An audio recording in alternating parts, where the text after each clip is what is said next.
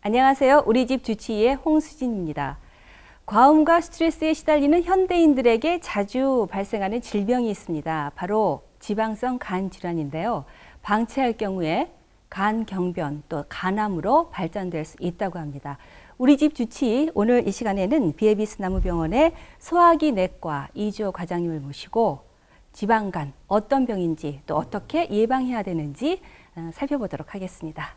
어서 오십시오, 과장님. 네, 안녕하세요. 안녕하세요. 네. 우리가 흔히들 이제 지방간 말을 많이 하는데요. 지방간이라는 게 무엇인지 먼저 설명을 좀 해주세요. 네, 원인에 상관없이 지방이 전체 간 무게의 5% 이상을 차지하는 경우에 그러한 간 질환을 통틀어서 저희가 지방간이라고 합니다. 최근에 들어서 식생활이 서구화되고 비만 인구가 늘어나면서 지방간 질환 환자도 점차 늘어나고 있는 추세입니다. 점차 늘어나는 추세, 이게 또 어떤 저희들의 식습관하고도 관련이 있는 건가요? 그렇죠. 이제 점점 이제 그 사람들의 어떤 전체적인 소비 추세에서 어떤 육식이라든지 동물성 지방의 섭취가 늘어나고 또 알코올의 소비가 함께 증가하면서 그러한 어떤 지방간이 발생할 수 있는 요인이 점점 더 많아지게 되는 것이죠. 이 지방간도 상태에 따라서 종류가 여러 가지로 나뉠 수 있다고요? 네, 지방간은 간 세포의 손상 정도에 따라서 크게 세 단계로 나눌 수 있습니다. 단순히 지방만 끼어 있는 가벼운 지방증, 간 세포 손상이 심하고 지속되는 지방간염, 복수나 황달을 동반하는 심각한 간경변증까지 매우 다양한 상태를 포함하고 있습니다.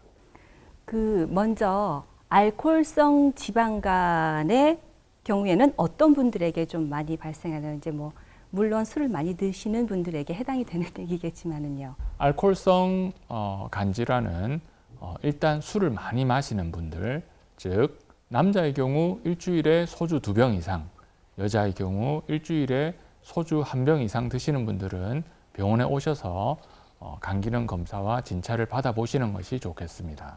네, 그렇다면은 단순한 초기 증상에서 간 경변으로 진행됐을 경우에 그러니까 어떤 모습으로 변하는지 그 자료 화면으로 보면서 좀 설명을 부탁드릴게요.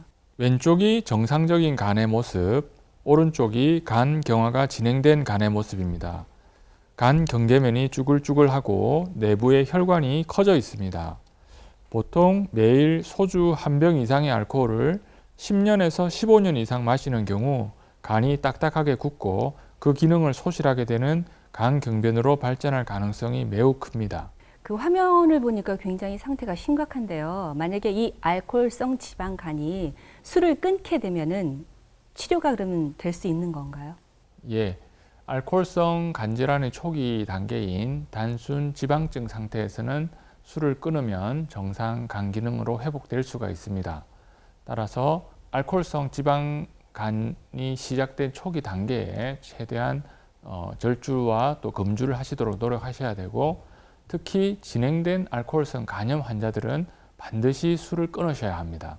부득이하게 술을 마시게 되는 경우에도 최소한 48시간 이상 금주하셔서 간 기능이 회복되도록 하셔야 하겠습니다.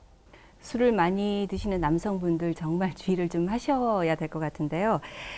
처음에 이제 그런 말씀을 해주셨잖아요. 알코올성 지방간뿐만 아니라 비알코올성 지방간도 지금 최근에 증가 추세에 있다, 이런 말씀을 해주셨는데요.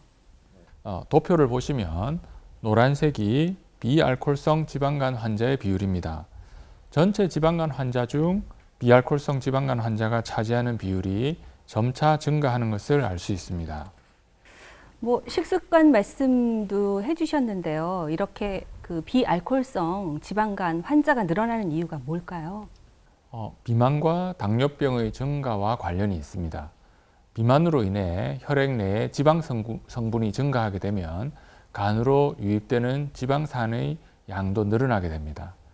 동시에 당뇨나 비만이 함께 있으면 간 내에서 연소되는 지방산의 양도 줄어들게 됩니다. 따라서 이러한 과정을 거쳐서 간 내에 중성지방이 점차 쌓이게 되면 지방간 상태가 됩니다. 특히 당뇨나 비만, 고지혈증이 있으신 분들은 미리 병원에 오셔서 지방간에 대한 검사를 받아보시는 것이 좋겠습니다. 네, 그런 자세한 진단 방법을 화면으로 준비했습니다. 혈액 검사상 가벼운 정도의 간 기능 이상이 나타나고 표준 체중의 20% 이상을 초과하는 비만이 있으면 지방간을 우선 의심해 봐야 합니다. 지방간을 발견할 수 있는 검사법에는 간 기능 검사, 간 초음파 및 CT, 그리고 간 조직 검사 등이 있습니다. 지금 지방간에서 간 경변으로 악화된 모습입니다. 간 표면이 거칠고 전체적인 간의 모습이 결절 형태로 쭈글쭈글해져 있습니다. 간 섬유화가 발생하고 염증 세포가 침륜하는 심한 지방간 환자 4명 중 1명은 치료를 하지 않고 방치되었을 경우 간 경변으로 진행할 수 있습니다. 간 세포가 굳어져서 간 문맥을 통해 혈액이 지나가지 못하면 식도정맥으로 우회하게 되어 식도정맥류가 생길 수도 있습니다. 또 오른쪽은 이렇게 정맥 내에 정체된 혈류가 혈관 밖으로 빠져나와 복수가 찬 환자의 사진입니다. 화면으로 그 복수찬 환자의 모습을 보니까 정말 심각한데요. 비알코올성 지방간 환자들, 그렇다면 이런 분들은 어떤 치료 방법이 있을까요? 현재로서는 적극적인 식이요법과 적절한 운동, 그리고 꾸준한 체중 감량이 가장 효과적인 치료법입니다. 특히 당뇨병이 있으신 분들은 당이 잘 조절될 수 있도록 치료를 받으시고 고지혈증이나 혈압 치료도 함께 받으셔야 되겠습니다. 이 지방간 예방을 위해서 섭취해야 될 음식 같은 그런 것들이 따로 있을까요? 일단 섭취해야 될 음식보다는 이제 주의하시거나 줄이셔야 될 음식이 더 중요한데, 특히 육류나 술 소비를 줄이셔야 되고, 특히 적색 육류, 닭고기나 돼지고기나 소고기 등의 섭취는 줄이시고 야채와 과일을 많이 섭취하도록 하시는 것이 도움이 되겠습니다. 네, 오늘은 지방성 간 질환에 대해서 알아봤습니다.